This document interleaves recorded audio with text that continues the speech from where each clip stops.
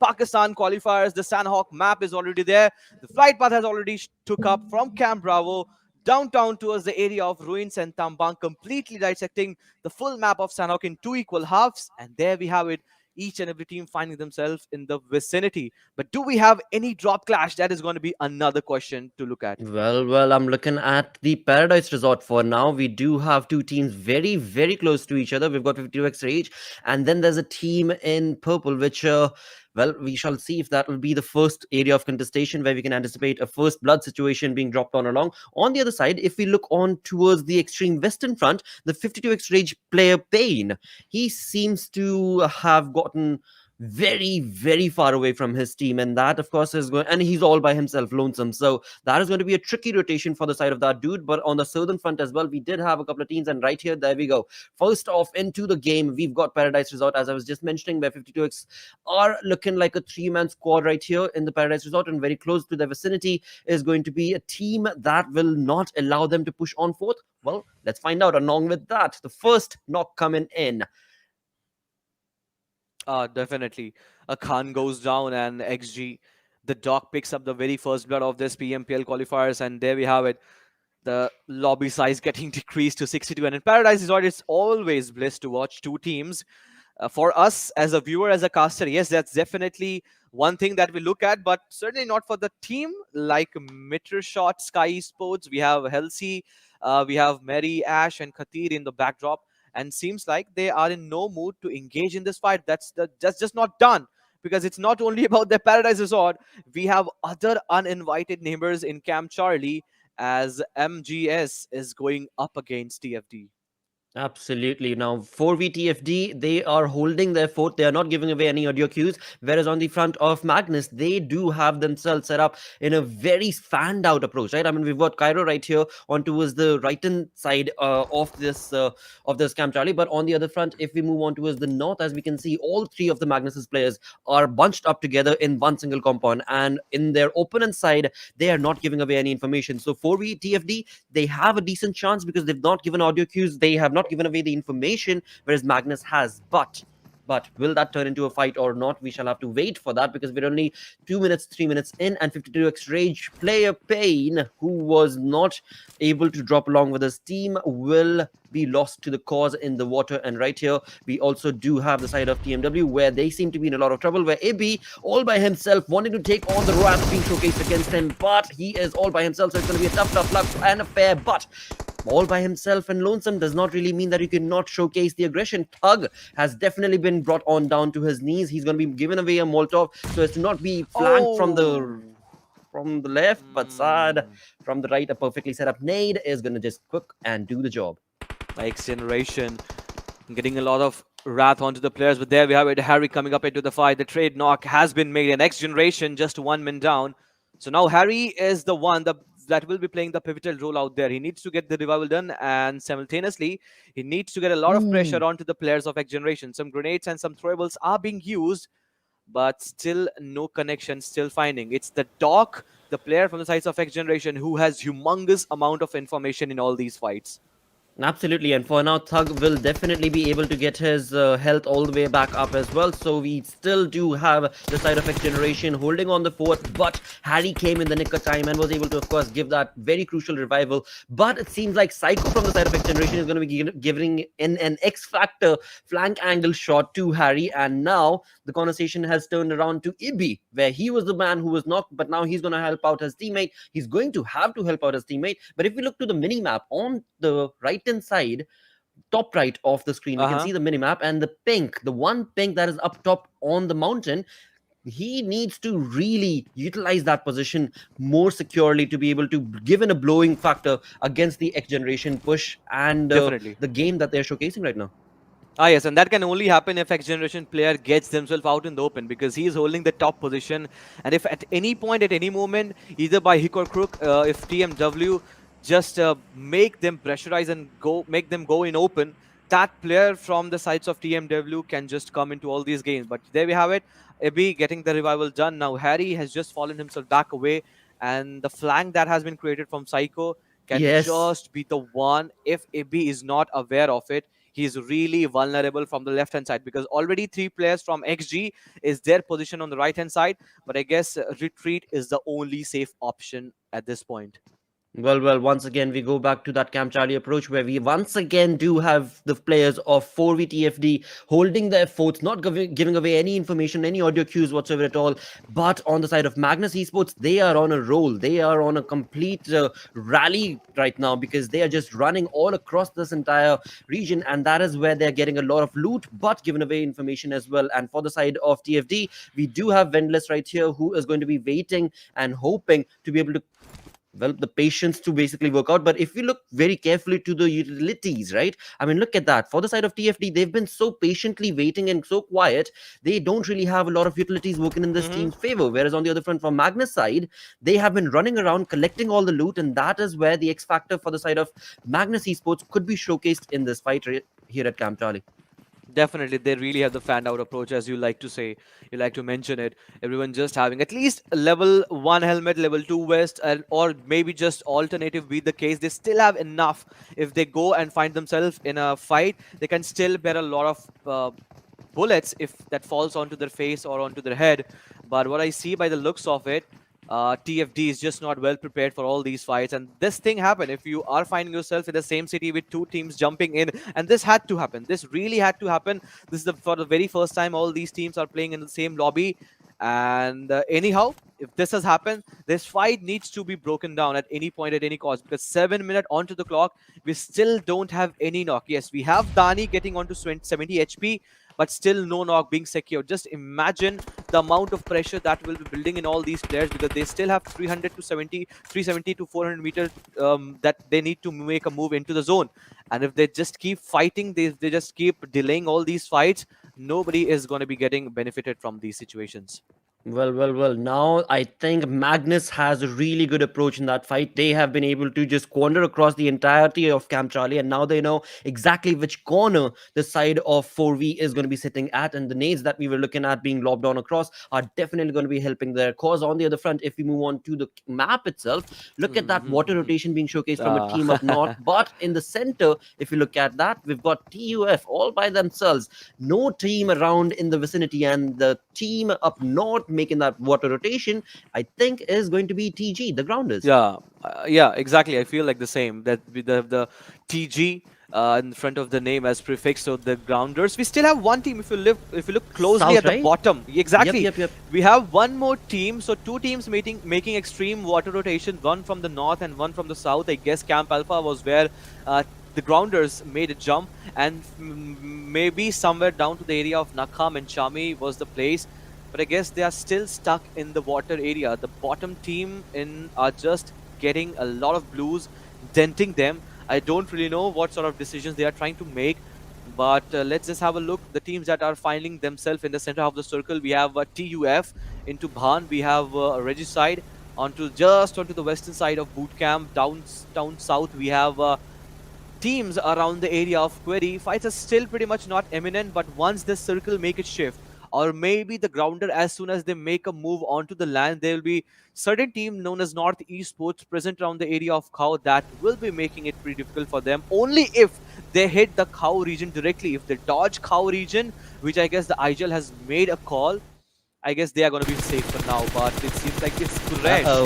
It's Kuresh that has already been spotted down, and that was the reason they were just not moving an inch into the water. The vehicle, the boat has been completely blown up, and I can see Leon has 4 potential finish point racked up for his column, and that's why he's just running out hungrily in the blue. Absolutely. He's definitely not wanting to let those players from the side of Grounders move away from that position. He did see that there was a boat running across the area, and he sprayed on perfectly, allowing the players of TG to just completely pincer themselves away from the boat and in the water iron itself. But now it seems like, this is going to be an interesting approach for showcase from the side of 4V's player.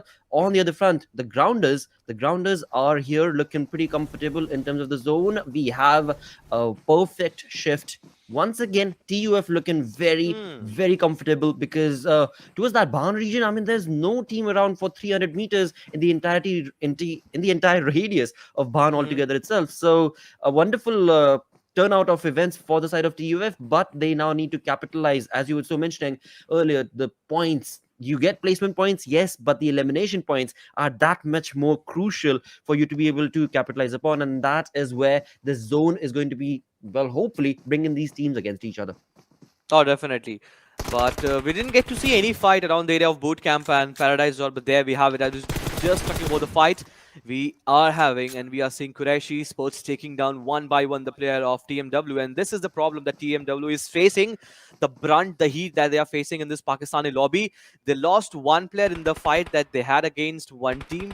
In the very early half of the game, and as soon as they tried moving out, this is just looking dead for them. One more goes down. I guess it's just lonesome. The one player standing, Ibby from the sides of TMW. Can he just get one strike, one blow onto the face of Qureshi Sports? We're still up to wait for that. Well, not looking good for the side of the team in pink, which is going to be TMW right here. And that first fight that we did see them take was against the players of X Generation, where they tried their level best to hold the fort against the players of X Generation, but X Generation had a perfect advantage of the compound work in the favor. But dude, this is so close, Mani. Well, never mind. Mani is definitely going to be able to give in that perfect blow, and that in return is going to be the first team to get eliminated from the first game of Pakistan Region PMPL qualifiers. We have TMW saying sayonara to the fight in the first map. But again, this is just the start of the day, so they still have opportunities that will be lined up for them. But now this is the moment that we have been waiting for, right? I mean, this is where the zone is going to be moving away and bringing the teams closer and closer together. Till now, we're looking at a very fanned out approach from so many of these teams. I mean, these teams have been playing against each other, so they pretty much know what to anticipate from their opponent teams. And as far as drop contestations were concerned, there were only one or two, and that Yeah. was pretty much it. So till now, all the colors are very well separated, but hopefully not for long. No, definitely we'll get to see. We'll get to just see a lot of teams just making a move. But as soon as we just saw in that minimap, certain teams just trying to make a move. In the southern side, we just saw how Quraish Esports completely wiped out the complete team of TMW. And we still just saw, while we were fetching out all these maps, we just saw certain teams still on the southern side. We had X Generation, from which TMW had the fight. So what I can guess by the rotation of TMW is that they just hurried in all these things, and they were just pretty quick, and that resulted them get taken down by Quraish Esports, while X Generation are still stuck on the southern side and they're still pretty much safe.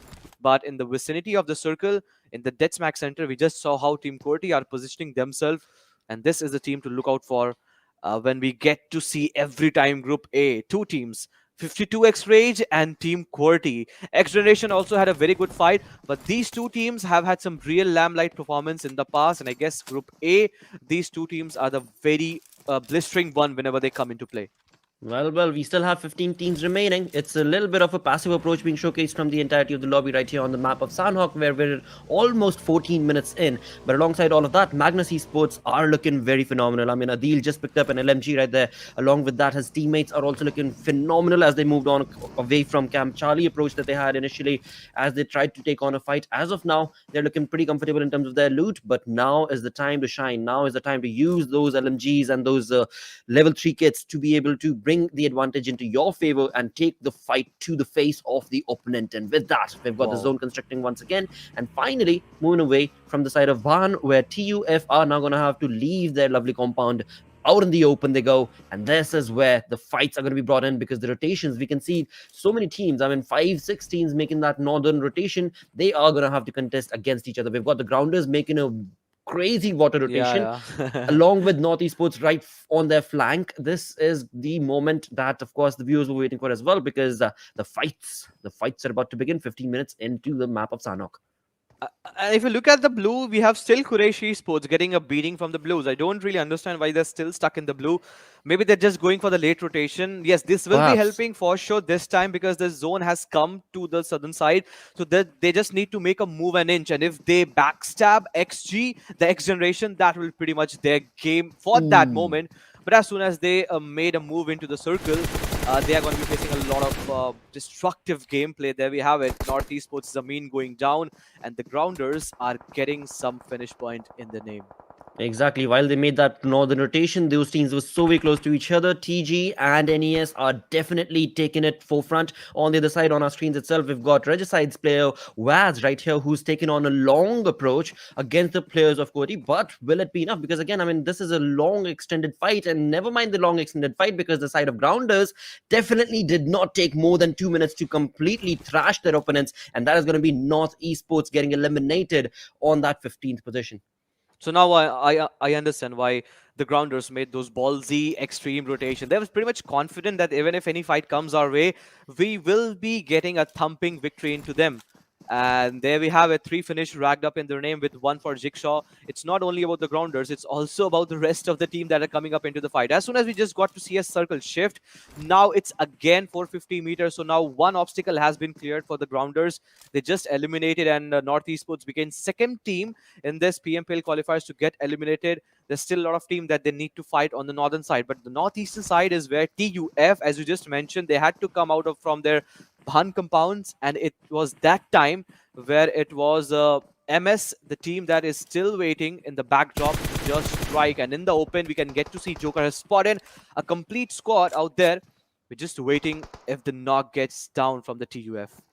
Dude, Stars players completely thrashing the rotation being showcased from the side of Grounders. And the kill feed, we're looking at Star players just completely stopping TG in their tracks. But of course, the knocks have been confirmed, but the team of the Grounders has not yet been eliminated. And with that, as we move on through towards the side of TUF, they've made that rotation. Joker, Sir, Thor, Abdullah, Virus, they're all prepped, they're all equipped, they're all ready. But will Meteor Shot be able to reign in supreme with the May that the entirety of Meteor Shot is going to be pushing on along? This Wow. is looking like a very synergistic team, and in doing so, the team bringing in that first knock and a blow to the side of TUF, where Thor will be eliminated thanks to the LNG approach. But now it is going to be a 4v3 affair between Meteor Shot and TUF. With Virus going down, it's just the two men standing from sides of TUF. Kathir completely obliterating TUF, not able to withstand the heat. I guess Joker is just finding himself away from all these fights. Retreat is the call that has been made, and he has to face and eat all these blues. You have the Bucky, you can still make a rotation, but how do you save yourself? Ash is the one that will be coming up into the fight, but before that happened, Helsi goes down. Abdullah has been trade knocked, and this leaves down to one poor little fellow out in the blues. Joker can't do much. He can't do much. He can just wait Khatir and the rest of the player to move away, and then only he can make a move and a push into zone. But the Northeastern Shift again will be helping all these teams that are still into all these fights. Absolutely, and it seems like he is going to be taking a backseat approach right here, Joker sir. He's not going to be able to, of course, help his teammates, but for now, all he's going to try and do is just, well, slowly inch on through. Snail space approach is what he's going to try and see, and well, that might just work out for him, because right now Hmm. it seems like the side of Meteor Shot, they have troubles of their own, because Star has caught up to them, and Star, as we can see in the Alive, they are the ones who are reigning in supreme in terms of the eliminations, with 4 eliminations already confirmed into their side, looking pretty magnanimous on the side of Stars elimination defeat counts points as of now. But again, we've got 14 teams remaining, 19 minutes into the map of Sandhawk. So we can definitely say that the teams are taking a Yeah. backseat approach when it comes to the aggression from the side of Pakistani region, because they do know what is at stake, and they want to be able to play their cards right in every single game, starting from the day one, game one itself. Ah, definitely. No two is doubt about that because they know only top 70 teams out of all these 20 just fighting and meetling out among themselves will be moving into the upcoming PMPL for the Pakistan region. And there we have it. Hacker going down. MGS, the team just Magnus Esports coming up into the fight. Till now, they were just keeping quiet into the area of Camp Charlie. If you remember, they jumped down, dropped down, and then it's the time they made late rotation, and now they find themselves on the edge of the seats. We Yep. have Team HR on the western side. Everyone just with a fan out approach. If we just have a look at that, they're just waiting for the gatekeep approach. If someone comes in, they will be the one that will be stinging them. But is that enough for them? That's the question. Well, they're waiting to raise hell right here, but it seems like QWERTY is the team that maybe might be the ones who will be the one that might contest the position that the side of Hellraisers have found themselves in, because QWERTY has seemed to seem to found themselves a compound, whereas on the other front, very close to their vicinity, is going to be the side of Hellraisers out in the open. But alongside all of that, Cody's Gravity taking on a perfect spray approach against the players of Magnus Adil, and Adil has been brought down on his knees. But it seems like he's not going to be Gravity right here on our screens. He's not going to be pushing on to confirm that elimination point for himself. For now, he just wants to give that damage and find himself in the comfort of the zone along with his teammates.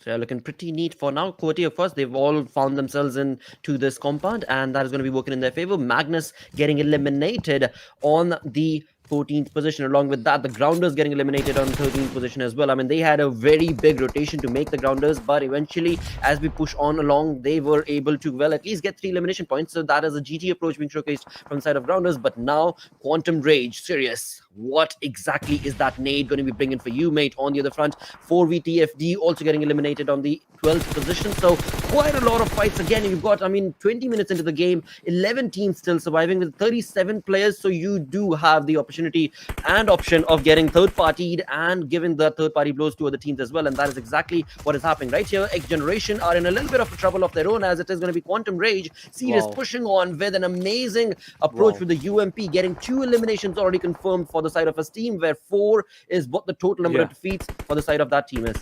Clean as you can say. As clean as a water for Quantum Rage, and completely obliterating a players, not just a player, a complete team. 10 teams, 31 players still left in the lobby with 6 elimination in the name of Team Star. If you remember, they just completely obliterated North Esports that had really good time till the moment. But now we have Team HR just up against, and since it's a very small map, as we just talked about in the very early half of the game, with still 27 players left, I'm expecting a lot of heat coming up in the next few minutes. There we have a Team H2E going up into the fight. It was a gatekeep approach for the sides of Team H2E, but seems like they are facing a lot of blows. Bilal showing his back is not the way he needs to run away, but he finds himself out in the open. Gravity takes down Insane. Money goes down. Everyone just coming up into the fight. Qureshi Sports, Bilal is the last player standing, and as soon as he goes down, team will be eliminated with total 8 elimination into the name. We are just down to 5 teams and 16 players alive, and imagine 3 minutes back, we were having as large as 30 players in this lobby. Exactly. And within a blink of an eye, it's half done. It's just half done. Well, what can you say? And again, that fight that Khatiri took from the side of H2E, it was just phenomenal. The 2 players were already knocked. Had he been able to give that final blow to Bilal, he would have confirmed 3 defeats to his team. But Bilal did not allow that. So that was wonderfully played from the side of that team. But with that, we've got 4 teams remaining, 15 players alive. And now as we bring that conversation down to the numbers advantage, well, we've got Star, we've got Qwerty. They've all looking pretty comfortable with, again, all 4 members of their team surviving. So amazing, phenomenal turn of events. But now again, the zone is going to be the cause for concern for these teams, because the zone, as we can see in the minimap, is not favoring any of them. Definitely. We have Quantum Rage out of it. They have to face a lot of wrath, not only just about the Blues. We have Team Star just lined up for them, and Team Qwerty, as soon as they were trying to make a push into the zone, it was already 52x Rage with the small Lil Hut approach into the name. The grenade has been cooked down, and there we have it. Faster takes down. Gravity has been completely finished, and Destroyer also goes down. They should have actually preempted that. Yes, smokes always invite a lot of utilities into that cloud, and I expected some real high IQ gameplay in all these situations, but I guess that was not shown by Team Qwerty, and they are being falling off. And there we have it in the northeastern side, a complete squad wipe again for Quantum Rage without losing any one player, any single player. Again, a clean fight into the name. Absolutely. I mean, Quantum, they're playing it to perfection right here. But now it is the time of Qwerty to shine, where Gravity and his teammate Khan Agodoman, well, never mind that. Caster's approach definitely not favoring the side of that team, where Qwerty will be eliminated. Thus, we've got only 2 teams surviving. That is going to be the name of course, 52x Rage, going up against the Quantum approach being showcased from the lads of this team, with 9 defeats confirmed. All 4 players still surviving. The forecast for Chicken Dinner already in favor of Quantum Rage. They need to bring it down to the face of the opponent. That is going to be, of course, the 2 players from 52x Rage. But Faster, that dude is quick with his nades. We just need to see if he can recreate that action against the 4-man squad of Quantum Rage. Already 9 defeats onto the name. Can they convert it to 11? That's the question. There is nowhere to go for Daku and Faster from the sides of 52x Rage, because the circle has moved away. It's 29 meter, and as soon as they make a move into the circle, the 29 meter will be finding themselves away from all these small little huts. So the position is already known by Quantum Rage. I guess only smoke can help in all these situations, as we can get to see JD has created that flank, that even if one player from the sides of 52x Rage tries to create the flank, he will be the one to take them down. But seems like Rage Yep. knows that these are all these two potential finish. We don't want to give them away. But JD, hold on. We still have enough in the tank left for Spark and Quantum Rage. One more finish again into the name, and seems like everyone just hurling onto the face of it. There we have it as soon as Daku goes down. Quantum Rage just not letting all those finish points get acclimated in all these blues. Rather, they will take away a very high fracking game in the initial first half of the game. 11 total finish in a game of Sandhawk is no joke. And this what something Quantum Rage has achieved in this match. Definitely, dude. I mean, there were quite a few respectable teams that I would like to mention, along with, of course, Quantum Rage's approach. I mean, Star, they were looking pretty good. QWERTY, the way they were making those rotations and pushes against the opponent teams were really phenomenal and very, very well synergized. But Quantum Rage, I mean, this team definitely does take the cake away from all the rest of the lobby, because they walk away with 11 eliminations. That is a dominating streak to have on the map of Sandhawk. But mind you, again, I mean, the entirety of the lobby did play passive for quite a long time till the zone itself started pushing against these teams and had